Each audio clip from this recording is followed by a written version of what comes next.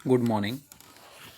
अध्याय 1 जनसंख्या, घनत्व, वितरण, वृद्धि और संगठन। जो है आज का विषय है हमारा जनसंख्या संगठन। जनसंख्या संगठन होता क्या है, किन किन आधारों पर हो सकता है, ये सब आज हम डिटेल में पढ़ेंगे, विस्तार से पढ़ेंगे। जनसंख्या संगठन जनसंख्या भूगोल के अंतर्गत अध्ययन का एक सुस्पष्ट यानी जिसको आसानी से समझा जा सकता है और बिल्कुल स्पष्ट है, जिसमें आयु, लिंग, किस किस आधार पर जनसंख्या का जो विश्लेषण है वो होता है, निवास स्थान, मानव जातीय लक्षण, भाषा, धर्म, वैवाहिक स्थिति, साक्षरता और शिक्षा, व्यावसायिक विशेषताएं आदि का अध्ययन किया जाता है। यानी ये सभी आधार हैं जनसंख्या को अलग अलग समूह या वर्गीकरण करने के। इन सभी आधार पर इनके अलावा इस खंड में ग्रामीण नगरीय विशेषताएं, ग्रामीण या नगरीय जनसंख्या इसके आधार पर, भाषा, धर्म, व्यवसाय के प्रतिरूप के संदर्भ में भारत की जनसंख्या के संगठन की विवेचना की जाएगी। यानी इन आधारों पर भारत की जो जनसंख्या है उसका समूहीकरण या वर्गीकरण हम कर सकते हैं। यहाँ पर मुख्यतः जो वर्गीकरण रहेगा या संगठन रहेगा वो भाषाई, धार्मिक एवं श्रम के आधार पर रहेगा। श्रम यानी व्यवसाय। तो इन आधार पर जो भारत की जनसंख्या है उसको किन किन आधारों पर कैसे कैसे वर्गीकृत किया गया है ये अभी हम देखते हैं। आइए, सबसे पहले है ग्रामीण नगरीय संगठन। यानी ग्रामीण यानी ग्राम में निवास करने वाली जनसंख्या, नगरीय नगरों के अंदर निवास करने वाली जनसंख्या। अपने अपने निवास के अनुसार जनसंख्या का संगठन सामाजिक व आर्थिक विशेषताओं का एक महत्वपूर्ण सूचक है, यानी कि उनके बारे में सूचना देता है। जब देश की कुल जनसंख्या का 68.8% गाँव में रहता है तब यह और भी सार्थक हो जाती है। भारत की जनसंख्या का 68.8% जो है भाग है वो गांव में ही निवास करता है अभी तक। क्या आप जानते हैं कि सन 2011 की जनगणना के अनुसार भारत में 6,40,867 गाँव हैं। यानी भारत में गाँव की कुल संख्या कितनी है? 6,40,867, जिनमें से 5,97,068 गाँव जो है आबाद हैं। आबाद से हमारा तात्पर्य है ऐसे क्षेत्र जो आज भी वर्तमान में जिनमें लोग बसे हुए हैं। फिर भी पूरे देश में ग्रामीण जनसंख्या का वितरण समान नहीं है। आपने ध्यान दिया होगा कि बिहार और सिक्किम जैसे राज्यों में ग्रामीण जनसंख्या का प्रतिशत बहुत अधिक है। तो जहाँ पर ग्रामीण जनसंख्या ज़्यादा पाई जाती है या ग्रामों की संख्या ज़्यादा है वो कौन से राज्य? बिहार तथा सिक्किम। गुहार और महाराष्ट्र राज्यों की तुलना में राज्यों की कुल जनसंख्या का आधे से कुछ अधिक भाग गाँव में बसता है। यानी 50% से अधिक भाग भी यहाँ भी नगरों की बजाय गाँव में या ग्रामीण बस्तियों में पाया जाता है। दूसरी ओर दादरा नगर हवेली 53.38% को छोड़कर केंद्र शासित प्रदेशों का लघु अनुपाति ग्रामीण जनसंख्या का है। यानी दादरा नगर हवेली ही केंद्र शासित ऐसा प्रदेश है जिसकी 50% से अधिक जनसंख्या जो है ग्रामीण है। इसके अलावा सभी ग्रामीण जो नगर केंद्र शासित प्रदेश हैं उनकी ग्रामीण जनसंख्या कम है नगरीय क्षेत्र की तुलना में।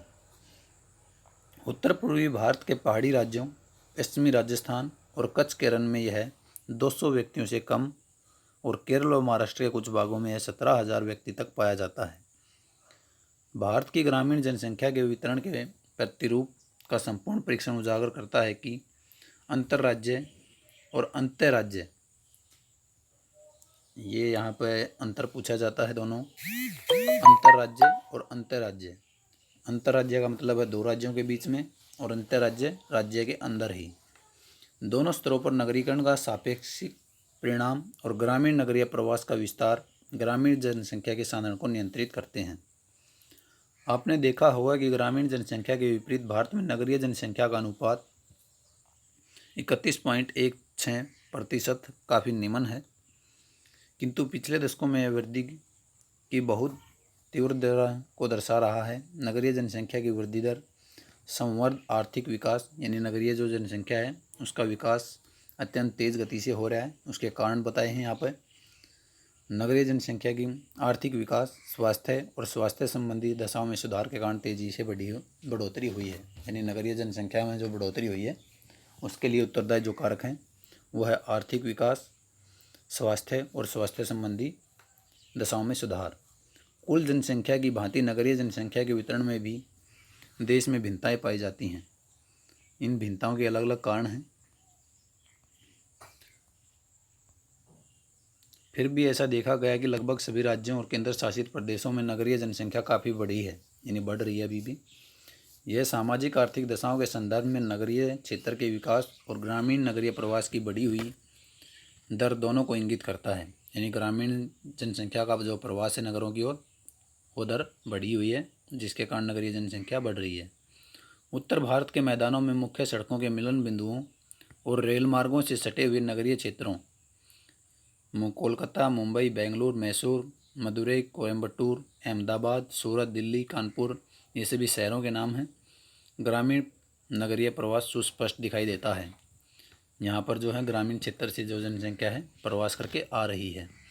कृषि की दृष्टि से प्रतिरुद्ध मध्य और निम्न गंगा के मैदानों, तेलंगाना, असिंचित पश्चिमी राजस्थान, उत्तर पूर्व के दूर दराज के पहाड़ी और जनजातीय क्षेत्रों, प्रायद्वीपीय भारत के बाढ़ संभावित क्षेत्रों और मध्य प्रदेश के पूर्वी भाग में नगरीकरण का स्तर निम्न रहा है, क्योंकि यहाँ पर जो है जीविका के साधन या नगरों का जो विकास है उतना नहीं हो पाया है।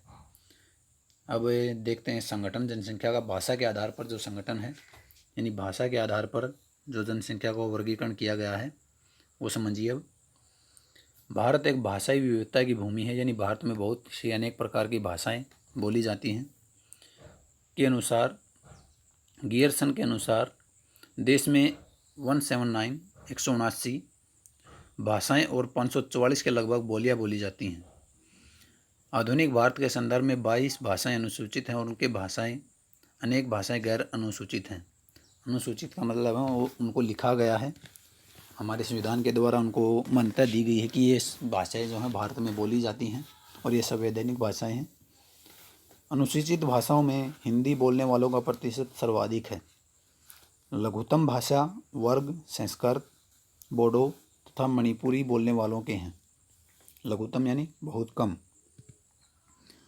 ये सब आंकड़े जो हैं 2011 के अनुसार हैं। ये देखा गया है कि देश में भाषाई प्रदेशों की सीमाएं सुनिश्चित और स्पष्ट नहीं हैं। यानी भाषाओं का कोई, जैसे हमने राज्यों का सीमांकन किया है, ऐसे भाषाई आधार पर प्रदेशों का सीमांकन स्पष्ट नहीं है, बल्कि उनका अपने सीमांत प्रदेशों में कार्मिक विलय और अध्यारोपण हो जाता है। यानी कि जो भाषा परिवर्तन है एकदम से किसी भी क्षेत्र में नहीं होता है, वो एक दूसरे के साथ मिली हुई दिखाई देती हैं। तो भाषाई वर्गीकरण प्रमुख भारतीय भाषाओं के बोलने वाले 4 भाषा परिवारों से जुड़े हुए हैं, जिनके उप परिवार, शाखाएं तथा वर्ग हैं। इन्हें तालिका 1.2 से बेहतर ढंग से समझा जा सकता है। जो भारतीय भाषाएं हैं उनके संदर्भ में ये टेबल है। देखिए यहाँ पर आधुनिक भारतीय भाषाओं का वर्गीकरण किन किन आधार पर किया जा सकता है। तो सबसे पहले है भाषा परिवार, फिर उसका उप परिवार, फिर उसकी शाखा या वर्ग और उसका वाक क्षेत्र, यानी कहाँ कहाँ पर बोली जाती है। तो जो आष्ट्रिक भाषा परिवार है उससे हमारे देश में जो बोली जाने वाली भाषाएं हैं या उप बोलियाँ भी हम जिनको बोल सकते हैं, ऑस्ट्रो एशियाई परिवार से हैं, ये ऑस्ट्रोनेशियन परिवार से हैं। मान खेमकर ये भाषा वर्ग है और मुंडा ये भी भाषा वर्ग है जो यहाँ पर बोलियाँ बोली जाती हैं। मान खेमकर कहाँ बोली जाती है? मेघालय, निकोबार द्वीप समूह। मुंडा पश्चिमी बंगाल, बिहार, उड़ीसा, असम, मध्य प्रदेश, महाराष्ट्र और भारत के बाहर भी ये भाषा बोली जाती है। तो इस तरीके से आप द्रविड़ देखिए, द्रविड़ ये प्रतिशत में दिखाई गई है कि कितने प्रतिशत भाषा जनसंख्या के द्वारा ये भाषा का उपयोग किया जाता है भारत में। तो इसकी जो शाखा है दक्षिण द्रविड़, मध्य द्रविड़, उत्तर द्रविड़, ये कहाँ कहाँ पर बोली जाती है? तमिलनाडु, कर्नाटक, केरल, आंध्र प्रदेश, मध्य प्रदेश, उड़ीसा, महाराष्ट्र, बिहार, उड़ीसा, पश्चिमी बंगाल। तो इस तरह से आप देख पाएंगे कि भारत में कहाँ कहाँ पर कौन सी भाषा या बोली बोली जाती है और वो किस भाषा परिवार या उप परिवार से संबंध रखती है। अब देखिए यहाँ पर धार्मिक आधार पर संगठन, जनसंख्या का जो वर्गीकरण है या उसका सामूहिकरण है वो धार्मिक संगठन के आधार पर भी होता है, क्योंकि भारत में अनेक धर्मों, जिस तरह अनेक प्रकार की भाषाएं बोली जाती हैं, उसी आधार पर भारत में अनेक धर्मों को मानने वाले समूह भी पाए जाते हैं। धर्म सर्वाधिक भारतीयों के सांस्कृतिक और राजनीतिक जीवन को प्रभावित करने वाले प्रमुख बलों में से एक है, क्योंकि धर्म लोगों के परिवार और सामूहिक जीवन के लगभग सभी पक्षों को, सभी पक्ष का मतलब है दैनिक, धार्मिक, राजनीतिक, सामाजिक, जितने भी प्रकार आप देख सकते हैं धार्मिक जीवन के, वो सभी को किसी न किसी रूप में प्रभावित करता है। आपके दैनिक जीवन को क्या आभासी रूप से व्याप्त होता है। यह महत्वपूर्ण है कि धार्मिक संगठन का विस्तार पूर्वक अध्ययन किया जाए, क्योंकि धर्म आपके जीवन से सीधे रूप से, प्रत्यक्ष रूप से जुड़ा हुआ है और यह आपके दैनिक जीवन को प्रभावित करता है। देश के धार्मिक समुदायों का स्थानिक वितरण दर्शाता है कि कुछ निश्चित राज्यों और जिलों में एक ही धर्म को मानने वाले या धर्म की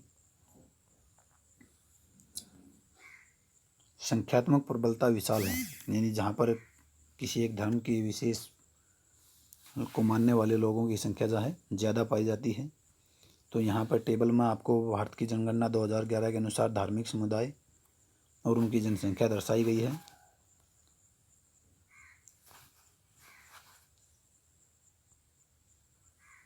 जबकि दूसरे राज्यों में प्रतिनिधित्व नगण्य है। तो एक राज्य में जिस धर्म के ज़्यादा अनुयायी हैं या मानने वाले हैं, तो अन्य धर्म की जो जनसंख्या है उस राज्य में बहुत ही कम पाई जाती है। भारत बांग्लादेश सीमा व पाक सीमा से संलग्न जिलों जम्मू और कश्मीर, उत्तर पूर्व के पर्वतीय राज्यों और दक्कन पठार व गंगा के मैदान के प्रकीर्ण क्षेत्रों को छोड़कर, यानी वो एक्सेप्शनल एरियाज हैं जो भारत के बॉर्डर से संबंधित हैं, हिंदू अनेक राज्यों में एक प्रमुख समूह के रूप में वितरित हैं। तो इससे पहले हम ये बॉक्स देख लेते हैं, धर्म और भूदृश्य, यानी भूदृश्य का भी धर्म के साथ कोई संबंध है यहाँ पर। भूदृश्य पर धर्मों की औपचारिक अभिव्यक्ति, पवित्र संरचनाओं, कब्रिस्तान के उपयोग और पौधों और प्राणियों के समुच्चय धार्मिक उद्देश्यों के लिए वृक्षों के निकुंजों के माध्यम से प्रकट होती हैं। पवित्र संरचनाएं पूरे देश में व्यापक रूप से वितरित हैं। ये अस्पष्ट ग्रामीण समाधियों से लेकर विशाल हिंदू मंदिरों, स्मरणार्थ मस्जिदों अथवा महानगरों में शोभामान ढंग से अभिकल्पित बड़े गिरजाघरों तक हो सकती है। क्षेत्र के संपूर्ण भूदृश्य को एक विशेष आयाम प्रदान करते हुए इन मंदिरों, मस्जिदों, गुरुद्वारों, मठों और गिरजाघरों के आकार, प्रकार, स्थान, प्रयोग और संख्या में भिन्नता पाई जाती है। यानी धर्म के अनुसार देखिए, अगर स्थलाकृतिक रूप देना हो तो हम किसी भी सामुदायिक आकृति को देखकर पता लगा सकते हैं कि वहाँ पर किस प्रकार के या किस धर्म को मानने वाले अनुयायी अधिक संख्या में रहते हैं। विशालतम धार्मिक मुस्लिम जम्मू और कश्मीर, यानी यहाँ पर वर्गीकरण स्पष्ट दिखाया गया है कि किन क्षेत्रों में किस धर्म के अनुयायी अधिक मात्रा में रहते हैं। पश्चिमी बंगाल और केरल के कुछ जिलों, उत्तर प्रदेश के अनेक जिलों, दिल्ली में व उसके आसपास और लक्षद्वीप में सांद्रित हैं। ईसाई जनसंख्या अधिकांशतः देश के ग्रामीण क्षेत्रों में वितरित है। मुख्य सांद्रण पश्चिमी तट के साथ गोवा एवं केरल और मेघालय, मिजोरम और नागालैंड के पहाड़ी राज्यों, छोटा नागपुर क्षेत्र और मणिपुर की पहाड़ियों में भी देखा जाता है। तो ये ईसाई धर्म का जो विस्तार है भारत में वो दिखाया गया है। अधिकांश सिख देश के अपेक्षाकृत छोटे क्षेत्र, विशेष रूप से पंजाब, हरियाणा और दिल्ली में संकेंद्रित हैं। भारत में सबसे छोटे धार्मिक समूह जैन और बौद्ध धर्म देश के गिने चुने क्षेत्रों में संकेंद्रित हैं। जैनियों का प्रमुख संकेंद्रण राजस्थान के नगरीय क्षेत्रों, गुजरात और महाराष्ट्र में है, जबकि बौद्ध अधिकांशतः महाराष्ट्र में संकेंद्रित है। तो ये धर्मों का विस्तार, भारत में कौन कौन से धर्म को मानने वाले अनुयायी कहाँ पर रहते हैं, ये यहाँ पर दिखाया गया है। बौद्ध बाहुल्य अन्य क्षेत्र सिक्किम, अरुणाचल प्रदेश, जम्मू और कश्मीर में लद्दाख, त्रिपुरा और हिमाचल प्रदेश में लाहौल और स्पीति है। तो किन धर्मों का कहाँ का विस्तार है ये आप देख पा रहे हैं। भारत के अन्य धर्मों में जुरतुस्त जनजातीय एवं अन्य देशज निष्ठाएं और विश्वास सम्मिलित हैं। ये समूह छोटे समूह में संकेंद्रित हैं और देश भर में बिखरे हुए हैं। ऐसा देखा गया कि भारत, तो इस तरह पर आपने देखा कि भारत में जो है धर्म के आधार पर जो संगठन बनाए गए हैं, अलग अलग धर्मों की मान्यताएं रखने वाले लोग हैं, और उनका विस्तार भारत में किस तरह से हुआ है। अब धर्म का संगठन जनसंख्या जो संगठन है वो श्रम यानी व्यवसाय के आधार पर है। श्रमजीवी जनसंख्या का संगठन यानी कौन सी जनसंख्या या कौन कौन से समूह किस आधार पर किन किन कार्यों में संलग्न हैं, उसके आधार पर जनसंख्या का संगठन या समूहीकरण करना। आर्थिक स्तर की दृष्टि से भारत की जनसंख्या को 3 वर्गों में बांटा गया है, जिनके नाम मुख्य श्रमिक, सीमांत श्रमिक और अश्रमिक है। यहाँ पर श्रमिक की परिभाषा दी गई है। मुख्य श्रमिक वह व्यक्ति है जो एक वर्ष में कम से कम 183 दिन काम करता है। 183 दिन लगभग 6 महीने होते हैं, तो कम से कम जिसके पास 6 महीने तक श्रम वर्क होता है, कार्य होता है, उसे हम मुख्य श्रमिक मानते हैं। सीमांत श्रमिक वह व्यक्ति है जो एक वर्ष में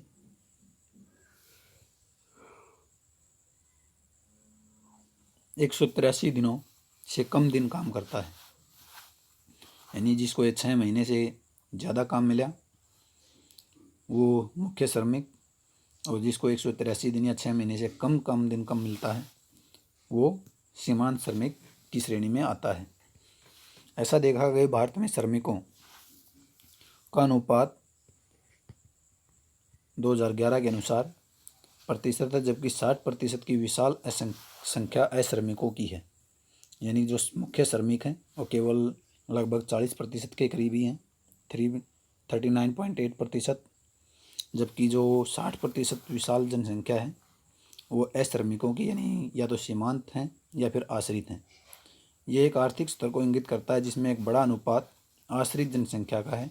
आश्रित जनसंख्या वह जनसंख्या जो अन्य लोगों पर निर्भर करती है अपने खान पीन के लिए और अपनी व्यवसाय और अपने जीवन यापन के लिए, जो आगे बेरोजगार और अल्प बेरोजगार प्राप्त लोगों की बड़ी संख्या के होने की संभावना की ओर इशारा करता है। राज्य और केंद्र शासित प्रदेशों श्रमजीवी जनसंख्या का अनुपात गोवा में यानी राज्य अनुसार अब ये अनुपात दिखाए गए हैं कि किस राज्य में जो है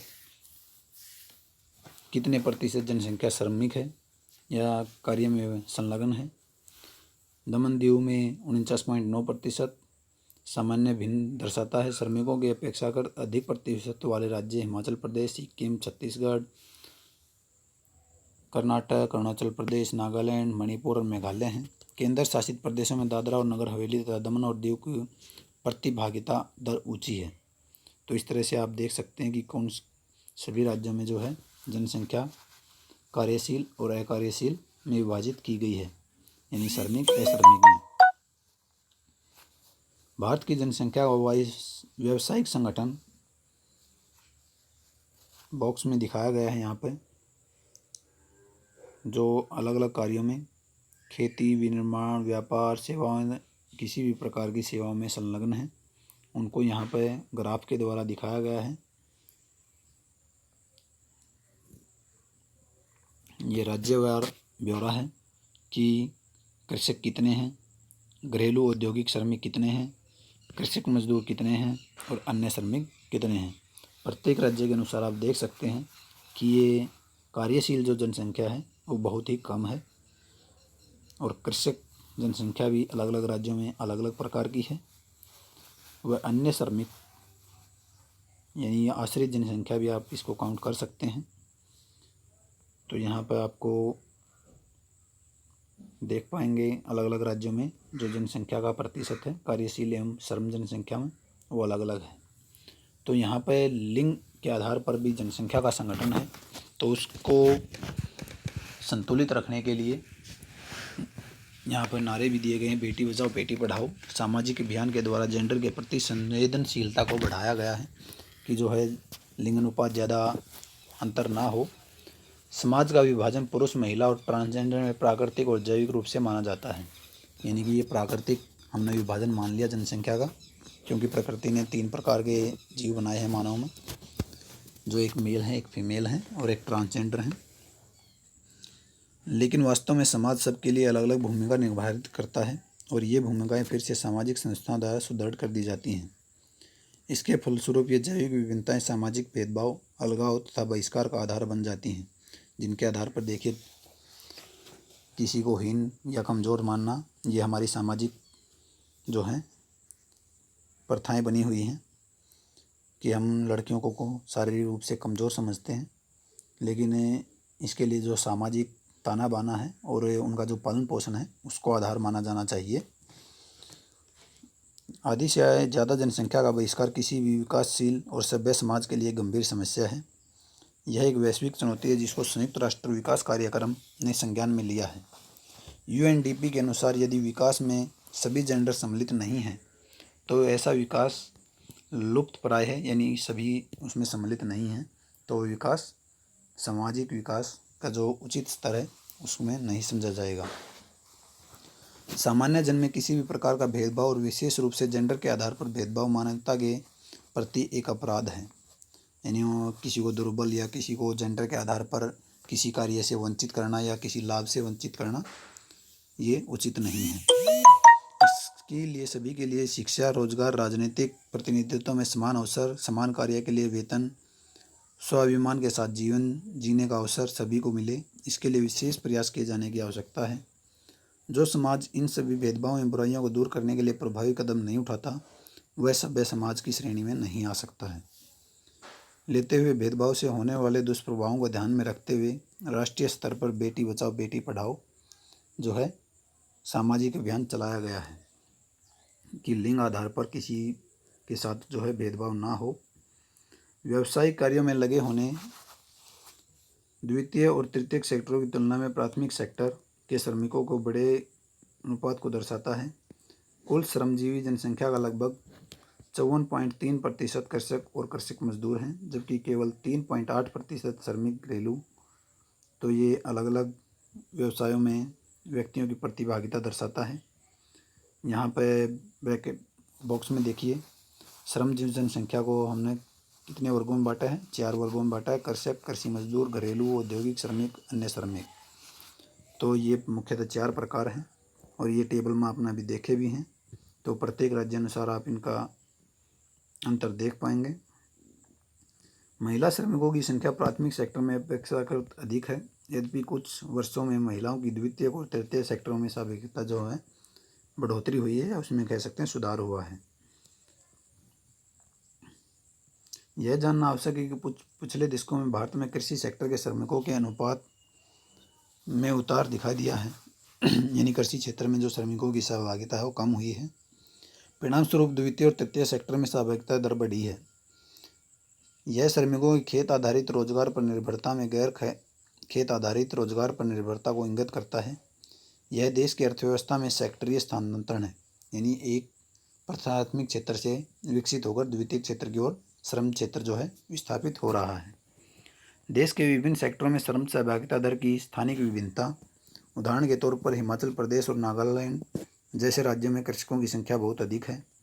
दूसरी ओर बिहार, आंध्र प्रदेश, छत्तीसगढ़, उड़ीसा, झारखंड, पश्चिम बंगाल और मध्य प्रदेश जैसे राज्यों में कृषि मजदूरों की जो संख्या है अधिक है। दिल्ली, चंडीगढ़ और पुदुचेरी जैसे अत्यधिक नगरीकृत क्षेत्रों में श्रमिकों का बहुत बड़ा अनुपात अन्य सेवाओं में लगा हुआ है। यह न केवल सीमित कृषि भूमि की उपलब्धता को बल्कि बृहत स्तर पर होने वाले नगरीकरण और औद्योगिकरण द्वारा गैर कृषि सेक्टरों में अधिक श्रमिकों की आवश्यकता को इंगित करता है। यानी श्रम का जो क्षेत्रीय एवं व्यावसायिक जो विभाजन है वो किया गया है। तो आज लेसन फर्स्ट में हमने पढ़ा जनसंख्या संगठन। जनसंख्या के संगठन के आधार जो हैं मुख्यतः भाषाई आधार, धार्मिक आधार और शिक्षा के आधार और व्यवसाय आधार पर किया जा सकता है और इनको मुख्यतः 4 वर्गों में बांटा गया है। श्रमिक व्यवसाय के आधार पर कृषक, कृषि मजदूर, घरेलू औद्योगिक श्रमिक व अन्य श्रमिक। तो वीडियो को यहाँ पर आराम देते हैं। अगली कक्षा में हम अध्याय 2 के बारे में चर्चा करेंगे। Thank you.